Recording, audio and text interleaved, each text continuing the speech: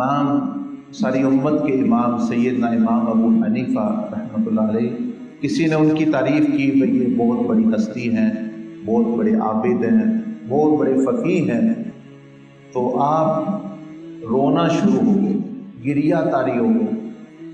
تو وہ شخص جو ہے پریشان ہو گیا کہ میں نے تو ان کو خوش کرنے کے لیے، کیونکہ عام طور پر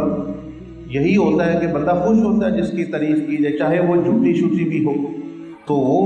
رونا شروع ہو گیا۔ اس نے سوچا کہ شاید ان کو سمجھ نہیں آئی میں نے کیا کہا، تو انہوں نے فرمایا امام صاحب میں نے تو آپ کے لیے اچھے کلمات ہی کہے ہیں، تو میں معذرت خواہ ہوں اگر آپ کو غلط سمجھ آئی۔ آپ نے فرمایا نہیں، تیری وجہ سے نہیں میں رو رہا، میں اس وجہ سے رو رہا ہوں اللہ پاک کو جو مجھ سے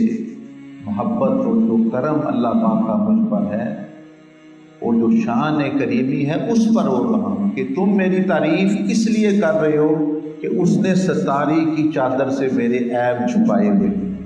وہ تمہارے سامنے میری خوبیاں بھی کر دی کہ یہ فقیہ ہیں، یہ فلاں ہیں، اور عیب میرے خود چھپا لیے، خوبیاں مخلوق کے سامنے کر دیں۔ تو میں اس رب کی محبت، اس رب کی کریمی پر رو رہا ہوں کہ کیسی ہستی ہے وہ۔ ہمارا تو انداز یہ ہے کہ بندے میں بہت ساری خوبیاں اس کے عیب کو اچھالتے ہیں، اور وہ ہستی ہے کہ اس کی خوبیوں کو اچھالتی ہے کہ بندوں کے سامنے خوبیاں آتی ہیں بندوں۔ تو یہ دیکھ لیں ہمارے بزرگوں کا، تو یہ ایک طریقہ اسلام کا یہ